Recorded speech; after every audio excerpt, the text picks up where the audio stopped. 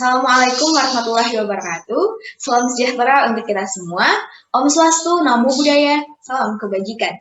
Perkenalkan, nama saya Imam Hasyiati Labibah dengan nomor induk mahasiswa 2018 051 0050. Pada kesempatan kali ini, untuk memenuhi ujian akhir semester pada mata kuliah resolusi konflik di dunia Islam yang diampu oleh Dr. Surwandono MSI, saya akan menjelaskan terkait peran mediasi Liga Arab dalam menyelesaikan konflik invasi di Lebanon sebagai bentuk relevansi resolusi konflik di zaman Rasulullah.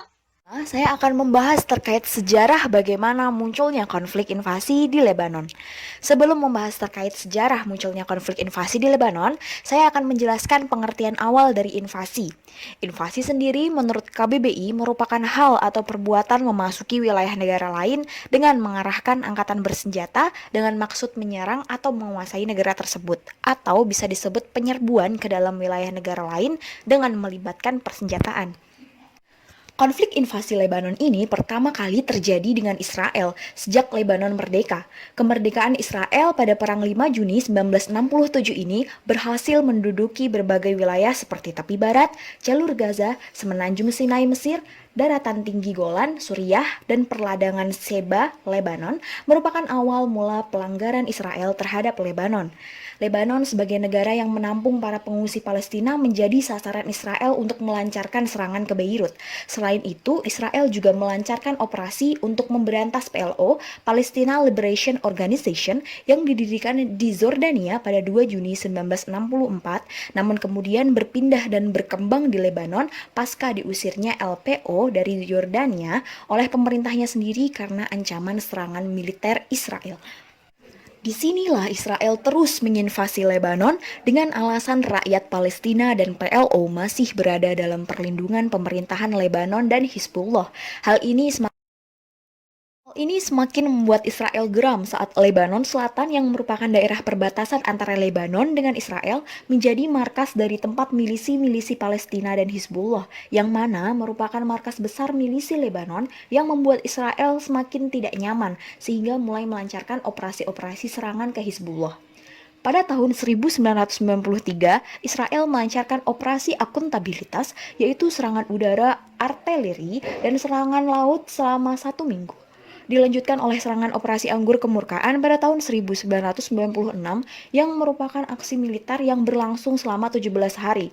Pertempuran Israel dan Hizbullah ini telah melemahkan tekad Israel dan menyebabkan runtuhnya para milisi.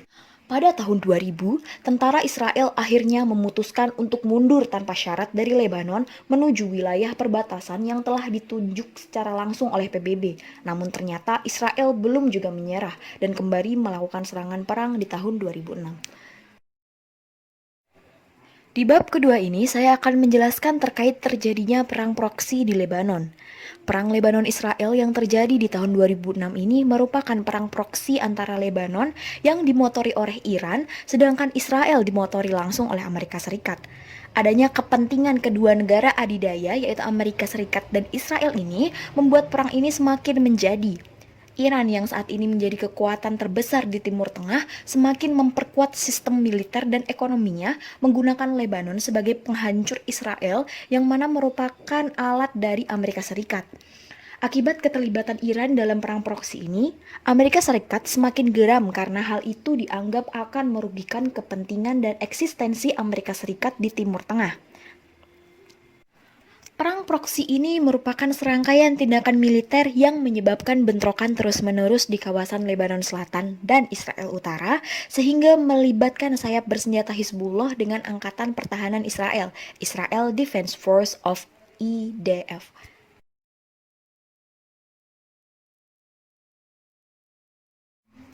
Setelah Israel kembali melakukan konflik dengan Lebanon di tahun 2006, konflik ini semakin memanas tepatnya pada 12 Juli 2016 ketika Hizbullah menyerang kota Shlomi di Israel Utara dengan rudal Katyusha.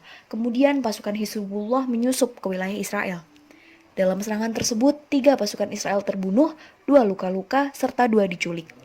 Peristiwa ini kemudian disusul dengan serangan Hizbullah ke wilayah Israel yang menghasilkan 8 orang tentara Israel tewas dan melukai lebih dari 20 orang. Israel kemudian membalas serangan Hizbullah dengan operasi Just Reward, balasan yang adil, yang lalu namanya diubah menjadi operasi Change of Directions, perubahan arah.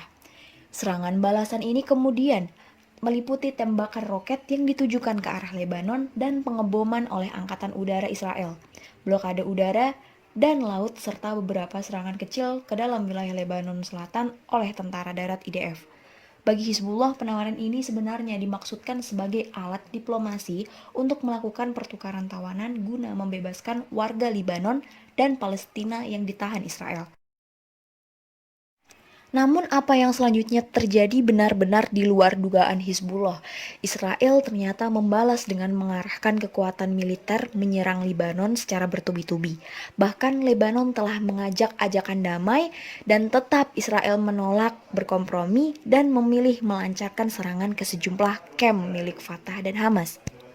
Serangan militer pun terus berlanjut, bahkan Israel tengah melakukan serangan bom ke Lebanon dan tentu mendapatkan serangan balasan dari Hizbullah. Sebenarnya hal itu telah menciptakan suatu kesepakatan dari Lebanon, yaitu mengembalikan anggota militer dan pengembalian wilayah Sheba Farm kepada Lebanon agar terbebas dari penduduk Israel. Lebanon akan melakukan pelucutan senjata, sedangkan Israel harus melakukan pembebasan terhadap tahanan Palestina. Namun Israel menolak dan justru tidak memenuhi kesepakatan tersebut. Bab keempat yaitu peran media Liga Arab. Liga Arab merupakan organisasi regional yang berada di kawasan Timur Tengah. Organisasi regional Liga Arab terdiri dari beberapa negara anggota, yakni Mesir, Irak, Yordania, Lebanon, Arab Saudi, Suriah, Yaman, Libya, Sudan, Maroko, Tunisia, Kuwait, Aljazair, Uni Emirat Arab, Bahrain, Qatar, Oman, Mauritania, Somalia, Palestina, Djibouti, dan Komoro. Dalam pembentukannya, Liga Arab yang secara resmi dibentuk pada 22 Maret 1945 di Kairo melalui perjanjian Peace of the Language of Arab State. Organisasi regional Liga Arab memiliki tujuan untuk penguatan hubungan antara negara-negara anggota, koordinasi kebijakan mereka untuk mencapai kerjasama antara mereka, dan untuk melindungi kemerdekaan dan kedaulatan negara-negara anggota, serta menguatkan urusan kepentingan negara-negara Arab. Dalam perkembangannya, terjadi beberapa isu permasalahan yang terjadi di negara-negara Arab sehingga membuat organisasi Liga Arab ini mengambil peran untuk mendorong agar isu-isu permasalahan tersebut dapat teratasi dengan jalan perdamaian dan stabilitas kawasan di Timur Tengah agar tetap terjalin dengan baik. Berbagai upaya perdamaian telah dilakukan baik oleh PBB maupun Liga Arab agar mengurangi konflik yang terjadi di Timur Tengah. Beberapa pertemuan secara aktif dilaksanakan oleh organisasi Liga Arab untuk membahas permasalahan apa saja yang ada mengenai konflik antara Hizbullah dan Israel, namun tetap mengalami stagnasi tanpa penyelesaian yang konkret. Hal ini dikarenakan adanya dua faktor penting yang berperan dalam kegagalan Liga Arab dalam memainkan perannya untuk meminimalisir konflik di Timur Tengah. Faktor penting pertama yaitu eratnya kerjasama ekonomi dan saling ketergantungan antara negara-negara kaya Arab dengan Amerika Serikat. Kawasan Timur Tengah merupakan kawasan yang sangat kaya sumber daya minyak dan gas. Pada tahun 2007, kawasan ini memproduksi 36,7% total produksi minyak mentah dunia. Hal ini menjadi sumber ketergantungan negara-negara Barat, terutama Amerika Serikat, terhadap Timur Tengah, dan karena itulah kebijakan luar negeri Amerika Serikat pasca Perang Dunia II sangat memberikan prioritas terhadap keamanan aset minyak di Timur Tengah dan jalur distribusinya. Dan faktor penting yang kedua adalah relasi kuat antara Amerika Serikat dan Israel, sehingga Amerika Serikat sangat berperan memanfaatkan hegemoni ekonominya di tengah negara-negara Arab untuk membela kepentingan Israel. Maka apapun yang berkaitan dengan Amerika Serikat akan mengalami penyelesaian masalah yang tak kunjung usai. Pembahasan terakhir yang paling penting yaitu terkait relevansi isu Lebanon dan Israel ini yang dikaitkan dengan resolusi konflik di zaman Rasulullah. Dalam penyelesaian konflik ini, upaya mencari resolusi konflik dalam perspektif Islam yang dikaji ialah melalui sumber primer yaitu Al-Quran dan juga Nabi Muhammad SAW. Dalam Al-Quran, konsep perdamaian atau resolusi konflik memang secara langsung tidak menggunakan istilah perdamaian ataupun resolusi konflik. Namun pesan tersebut teraktualisasikan dalam banyak ayat yang mengajarkan berbagai kesolehan individu dan sosial. Elaborasi konsep yang ditawarkan Al-Quran dalam rangka menggali spirit Qurani yang berkaitan dengan perdamaian dan resolusi konflik. Relevansi ayat-ayat Al-Quran yang dapat dijadikan inspirasi bagi resolusi konflik serta terwujudnya perdamaian di antaranya anjuran untuk tabayun, klarifikasi, tahkim, mediasi, musyawarah, saling memaafkan, islah, berdamai, dan ihsan, berbuat baik, berlaku adil, dan jaminan kebebasan. Ayat-ayat tersebut barangkali bukanlah sebagai sebuah teori resolusi konflik, namun kandungannya terlihat jelas mengacu pada upaya yang mengarah pada resolusi konflik dan membangun perdamaian, peace building. Hal inilah yang dilakukan Rasulullah dalam menyelesaikan konflik dengan kaum Yahudi di Madinah.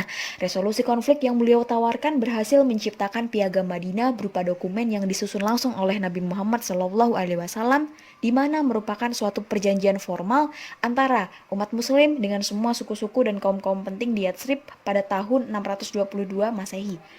Dokumen tersebut disusun sejelas-jelasnya dengan tujuan utama untuk menghentikan pertentangan sengit antara Bani Aus dan Bani Hajraj di Madinah. Di dalam dokumen tersebut menetapkan sejumlah hak-hak dan kewajiban bagi kaum muslimin, kaum Yahudi, dan komunitas lain di Madinah sehingga membuat mereka menjadi satu kesatuan komunitas.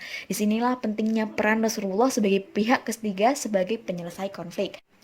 Namun sebaliknya, yang terjadi dalam konflik Israel dan Lebanon ini, Israel tidak ingin melakukan kesepakatan dengan pihak Lebanon.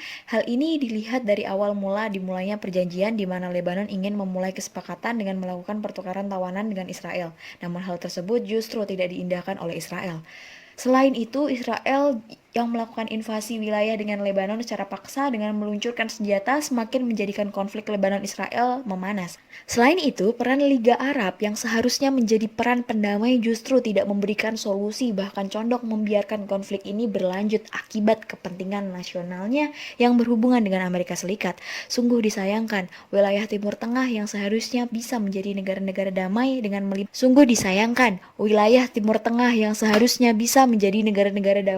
melibatkan nilai-nilai Islam justru menjadi ajang konflik dan dipenuhi dengan perang antar negara dan perang antar kepentingan antara satu dengan yang lainnya. Sekian penjelasan video dari saya, kurang lebihnya mohon maaf. Terima kasih. Wassalamualaikum warahmatullahi